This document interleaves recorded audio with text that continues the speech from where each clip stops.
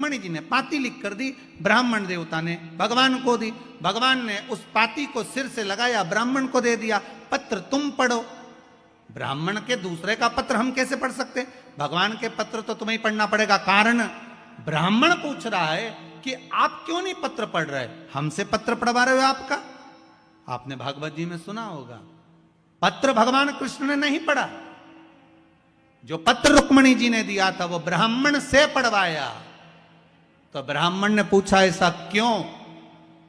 भगवान कृष्ण ने दाऊ जी से कहा, दाऊ दादा, जिस समय पर ब्राह्मण मेरे राजभवन में आया उस समय मैं सिंहासन पर बैठा था, ब्राह्मण का अपमान हो गया, वो आया और मैं सिंहासन नहीं छोड़ पाया। ब्राह्मण का सम्मान तब होता है जब राजा भी सिंहासन से खड़ा हो जाए। आज अपमान हुआ है ब्राह्मण।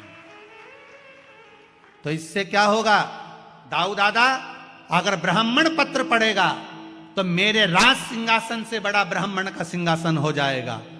इसलिए भगवान की कथा बाचने वाला ब्राह्मण जिस गादी पर बैठता है वो व्यास गादी कहलाती है, और व्यास गादी सारे सिंहासनों से बड़ी होती है। इसलिए भगवान ने पत्र पढ़वाया। पत्र तुम पढ़ो, ये पत्र तुम्हें पढ़ना चाहिए।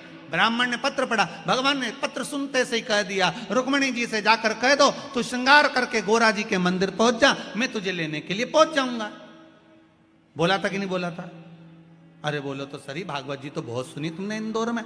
शिव पुराण का तो हम नहीं कह सकते, पर भागवत का तो कह सकते हैं कि भगवान कह रहे हैं तू जगदम्बा के मंदिर पर श्रृंगार करके पहुंच जा, मैं तुझे लेने पहुंच जाऊंगा। भगवान ने केवल रुक्मणी जी से नहीं कहा था कि तुम जगदम्बा के मंदिर जाओ, मैं तुम्हें लेने पहुंच जाऊंगा। भगवान हर भक्त से एक बात कहते हैं, तुम मेरे दरवाजे तक पहुंच जा। भगवान की कथा कहती है कि भगवान की कथा में आप जाओगे तो भगवान भी अंतिम समय में आपके दरवाजे पर आएगा। और अगर आप भगवान की कथा में नहीं पहुंचे और तुमने कहा बहू से कह दिया तू चली जा, तो भगवान भी आखिरी में कह देगा ही यमराज तू चले जा। भगवान काय को छोड़ेगा। और रुक्मणी को लेने के लिए भगवान आए थे तो रुक्मणी को गोदी में ले गए थे। जब मेरा भगवान आता है अंतिम समय में लेने तो आपको गोदी में लेकर जाता है। और वो काला बियई, ब्लैक कलर की, बाबा से बस एक निवेदन, हमारे कर्म हमें सुधारना। जब भाव शुद्ध हो तो क्यों ना मिले। 3 बजे कथा चालू हुई थी। ये जितने खड़े हैं आस पास इधर उधर, 3 बजे से कथा चालू हुई तो कम से कम 2:30 बजे से 2 बजे से खड़े होंगे। सही है कि गलत है? और बल्कि पहले से ही खड़े होंगे। जब से 6 बजे तक कथा जब तक चलेगी, 6 सवा 6 बजे तक, तब तक खड़े। इनकी तपस्या, इनका तप कहीं तो शिव देखेगा, कहीं तो शंकर देखेगा ना। इस व्यासपीठ से मैं आपको नमन करता हूं सभी श्रोताओं को कि आपका जो भरोसा है ना शंकर के प्रति, आप यहां से जाते हो तो हर हर महादेव चिल्लाते चिल्लाते जाते हो, आते हो तो हर हर महादेव श्री शिवाय नमस्तुभ्यम बोलते हुए आते हो। कितना विश्वास होगा, कितना भरोसा होगा, कितनी दृढ़ता होगी। पूरे इंदौर में चर्चा है कि विश्वास शंकर के प्रति कितना जागा है, वो देखना है तो ये कनकेश्वरी ग्राउंड में देखिए। कीचड़ है चारों तरफ, पानी गिर रहा है। मेरा कैमरे वालों से निवेदन है, बाहर जितने लोग बैठे हो छाता खोल खोल के बैठे, पानी लगातार टपर टपर हो रहा है थोड़ी थोड़ी देर में। पर इनकी दृढ़ता देखिए आप, इनका विश्वास देखिए आप। कोई ने इनको कुछ दिया है? इनको देने वाला तो देवाधिदेव महादेव है, कोई दूसरा नहीं दे सकता। शंकर जिस जमीन पर आप बैठे हो पूरी गीली है, ये बहन और बैठी है ना, यहां से पानी दिस रहा था, बता रहे थे कि यहां से पानी बहकर जा रहा था, पर फिर भी आपका विश्वास बड़ी दृढ़ है, बड़ा दृढ़। इस विश्वास के बल पर शिव महापुराण की कथा है। और एक बात आपसे कहेंगे, इतने वर्षों में हमने एक चीज जरूर देखी है कि जिसने शंकर, मेरा ओघड़ी है, वो बिना सोचे देता है। कभी उसने विचार ही नहीं करा कि मुझे इसको क्या देना है। ब्रह्मा जी कहते हैं इसके भाग्य में बहुत बहुत भोगना लिखा है। शंकर जी कहते हैं एक बार मेरे पास तो आ जाए, फाइल ही दबा दूंगा नीचे, निकलने ही नहीं दूंगा कि कितना भोगना लिखा। तू आ तो सही। ब्रह्मा जी बोल रहे हैं आप फाइल पढ़ो। शंकर जी के फाइल आए तो ब्रह्मा जी बोले मैं आपके पास कभी आने ही नहीं दूंगा। कई लोग ऐसे हैं सारी दुनिया में माथा टेकते हैं, सबके सामने जाके रोते हैं, सबके सामने हाथ फैला लेते हैं, पर शंकर पर भरोसा नहीं कर पाते। शिव जी कहते हैं एक बार मेरे पास आ जा, कितनी भी बेकार फाइल हो सामने आने ही दूंगा, नीचे ऐसी अलमारी में पटकूंगा कि आएगी नहीं। क्या भोगेगा? आ तो अकाल मृत्यु वो मरे जो काम करे चंडाल का, काल उसका क्या बिगाड़े जो भक्त हो महा काल का। शंकर के उपासक हो तो फिर भय काहे का? क्यों भय खाना? बुरा कर्म हुआ पूर्व में, हो सकता है कर्म हमने बेकार करा होगा तो आज भोगना पड़ रहा हो, पर घबराना नहीं है हमको। क्या करेगा यम?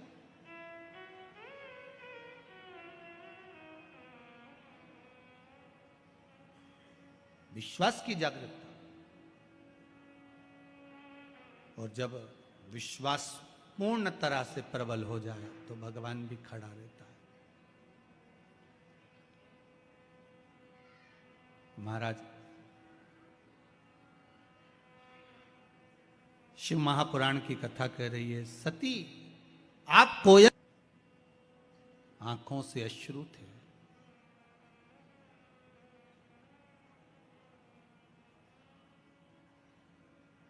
नैनों से जल बह रहा था।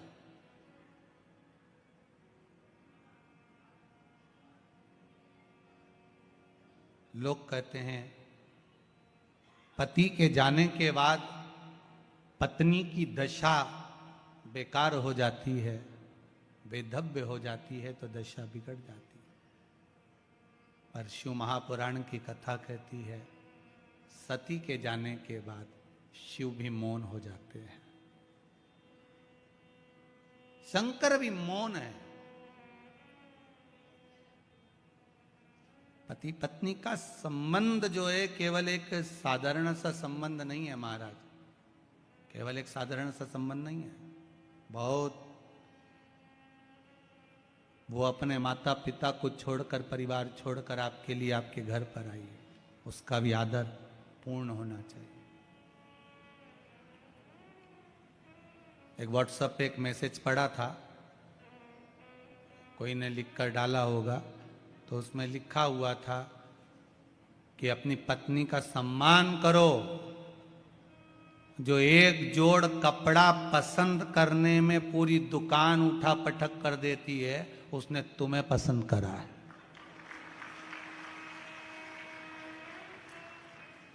समझो जरा, एक जोड़ कपड़ा पसंद करने में जो पूरी दुकान को ऊंचा नीचा कर देती है, उसने तुम्हें पसंद करा। ये उसका सम्मान होना चाहिए कि देखो तुम जैसे के भी पसंद कर लिया, नहीं तो ये भेरू कौन? जरा विचार कर। सती चली गई मां, शिव नेत्र से जल, खूब क्रोध आया, केश तोड़कर रुद्रगण उत्पन्न करा, यज्ञशाला विध्वंस हो गई, अग्नि में दक्ष प्रजापति का सिर गिर गया। बाद में देवताओं ने स्तुति करी तो बकरे का मुख भी लगा दिया, यज्ञ पूरा करवाया। उधर पितरों की 3 बेटियां थीं, मैना, धन्या और कला, जो पितृलोक में निवास कर रही हैं। सारे देवताओं के लोक से भी ज्यादा सुंदर होता है पितृलोक, जहां पर पितृ रहते हैं। बहुत सुंदर लोक है। पितृलोक क्यों सुंदर होता है? पितृलोक सबसे ज्यादा अच्छा क्यों माना गया है? पितृलोक की सुंदरता क्यों मानी गई है? उसका कारण होता है, जितनी समय भगवान विष्णु बैकुंठ में नहीं रहते, ज्यादा से ज्यादा समय भगवान विष्णु पितृलोक में रहते। ज्यादा से ज्यादा समय पितृलोक। पूछा क्यों? परिवार का, कुटुंब का, गोत्र का व्यक्ति जब कोई अच्छा काम करता है, जितनी देर तक वो अच्छा काम करता है उतनी देर तक भगवान विष्णु को उसके पितृलोक में उसके पितरों के पास बैठकर कंधे पर हाथ रखकर बैठना पड़ता है। जरा विचार करिए, आप 3 घंटे अगर शिव महापुराण की कथा सुन रहे हो तो आपके पूर्वज जो पितृलोक में होंगे, भगवान विष्णु उनके कंधे पर हाथ रखकर बैठे होंगे कि तेरे परिवार के, तेरे कुटुंब के, तेरे क्षेत्र के कुछ अच्छा काम कर रहे हैं। पितृलोक में भगवान नारायण उनके कंधे पर हाथ रखकर बैठते हैं कि तेरे कुल का व्यक्ति कोई अच्छा काम कर रहा है। और जब वही कुल का व्यक्ति बेकार काम करता है ना, कोई कथा सुनने आया और तुम उसकी चप्पल चुरा के ले गए, तो पितृलोक में भगवान विष्णु नहीं जाते, फिर यमराज जाता है। और यमराज जाकर उसके दूतों को ले जाकर उन पितरों से कहता है, देख ले तेरे छोरा छोरी चप्पल चुरा रहे, चोटे के बाप देख ले। ऐसा कोसते हैं। तो तुमसे निवेदन है, चप्पल चुरा के उनको मत कुसवाना रे, तुमसे निवेदन।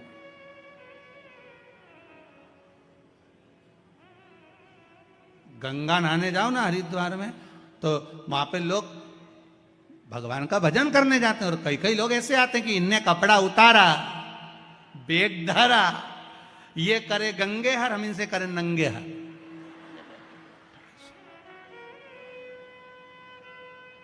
ऊपर से देवता हम भी सोच रहे, बताओ बेचारा अपने पूर्वजों को तारने के लिए आया था, उसने तो अपने पूर्वज तार दिए और इन्होंने सामान चुराकर इनके पूर्वजों को धिक्कार दिया। ऐसा गलत काम कभी मत करना हो, कभी जिंदगी में मत करो। ये होता है कई बार। एक बार एक जगह कथा करने गया, एक माताजी की चप्पल कोई चुरा के ले गया। माताजी बड़ी रोती रोती आई और बहुत गुस्से में आके बोली, गुरुजी बताओ हमारी तो कोई चप्पल ले गया। तो हमने कहा अच्छा है, तुम्हारा काल था, कोई उठा के ले गया, टेंशन खत्म। फिर तुमने क्या करा? हम दूसरे की ले गए।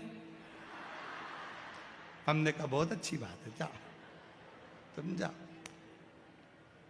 होता है कई बार लोगों की दशा। एक व्यक्ति मंदिर गया, मंदिर में जाके भगवान के मंदिर में चप्पल उतार के जो अंदर गया दर्शन करने, चप्पल गायब हो गई। चप्पल गायब हो गई तो गुस्से में आ गया, जैसे ही अंदर गया वापस बाहर आ गया। दोस्त ने पूछा कुछ बोला क्यों नहीं? तो कि भगवान की तो कोई खुद ले गया, वो तो नंगे पैर खड़े थे। मंदिर में जो मूर्ति होती है कौन सी चप्पल पहनी हुई होती है? भगवान मूर्ति के रूप में प्रेरणा देते कि हमारे मंदिर में आओ तो चप्पल पहन के मत आओ, हमारी तो खुद नहीं है। तुम अपने घर घर छोड़ के आओ, टेंशन लेके आओ काहे को हमारे पास में? हम तो टेंशन मुक्त करते हैं, चिंता मुक्त। चिंतन करो शिव का, भजन करो भगवान। मैना धन्या कला पितृलोक में रह रही थी। सनकादि ऋषियों का आगमन था। सनत कुमार बैठकर तप कर रहे थे, साधना कर रहे थे। तीनों की तीनों निकल कर जा रही थी। इनके लहंगे में कुछ झामर झुमके लगे हुए थे, कुछ रतन लगे हुए थे। वो रतन लगे हुए जब निकल कर जा रहे थे, वो रतन लगा हुआ जो लहंगा था वो सनत कुमार की जंघा से लग गया। जंघा से लगा, खरोच पड़ गई। खरोच पड़ी, इतने में सनत कुमार को क्रोध आ गया। मैना धन्या कला, तुम तीनों संतों का अपमान करी हो, हम तुम्हें श्राप देते हैं कि तुम पितृलोक छोड़कर मृत्युलोक में जाओ। तुम्हें पितृलोक छोड़कर मृत्युलोक में जाना पड़ेगा। तीनों रोने लगी, हमें मृत्युलोक में मत भेजिए, क्योंकि पितृलोक से सुंदर जगह नहीं जहां भगवान विष्णु दिन रात रहते हैं। क्यों भेज रहे? जो व्यक्ति जहां रहता है ना उसको वही सुंदर लगता रहता है ना उसको वही सुंदर लगता। जो जहां रह रहा है कई लोग कहते गुरुजी हमने पितरों के मोक्ष के लिए गया जी का पिंड कर दिया, ब्रह्म कपाली कर दी, ब्राह्मण का भोजन करा दिया, भागवत करा दी, उसके बाद भी पंडित जी को पत्रिका दिखाओ तो वो एक ही बात बोलते हैं। क्या बोलते हैं? पितृ दोष है। अब इतना करा, ब्राह्मण का भोजन कराया, तर्पण करा, तिलांजलि करा, सारा काम करा, फिर पितृदोष क्यों रह गया? हमने गया जी का पिंड करा, फिर पितृदोष रह गया। हमने पितरों की शांति कर दी। तो पहले ये बताओ, पितरों की शांति कभी होती है? पहले उसका अनुभव करिएगा। आप अपने ऊपर लेकर चलना। आप यहां से जाओ 7 स्टार 5 स्टार होटल में, खूब प्रेम से इंदौर से बाहर जाकर तुम्हें जहां जाना वहां जाके रहो, खूब अच्छे से रहो, एक से बढ़कर एक होटल में रहो, कितना ही अच्छा वीआईपी से वीआईपी खाना खाओ, वीआईपी से वीआईपी कपड़े पहनो। 1 महीना, 2 महीना, 1.5 महीना, 15 दिन, 20 दिन तुम कितने भी अच्छे से रह लो, पर 20 दिन 22 दिन के बाद तुम्हें अपने घर की याद आएगी कि नहीं आएगी? जम के तो बोलो, आएगी ना। भले तुम्हारे घर में एसी नहीं लगा, डनलप का गद्दा नहीं लगा, भले तुम्हारे घर में वीआईपी भोजन नहीं है, डनलप का गद्दा नहीं है, एसी का रूम नहीं है, पर घर की याद आएगी। भले कुछ भी हो, भले टूटा फूटा मकान हो, पर मेरे को तो मन नहीं लग रहा, मैं तो घर जाऊंगा, थोड़ा मन लगे मेरा घर जाऊंगा, मैं थोड़ा मन लगे मेरा मैं घर जाऊंगा। अब मन में तो उनके घर जाने के लिए लगा। आप कितना भी वीआईपी में रह लो, पर आखिरी में घर जाने की याद आती है।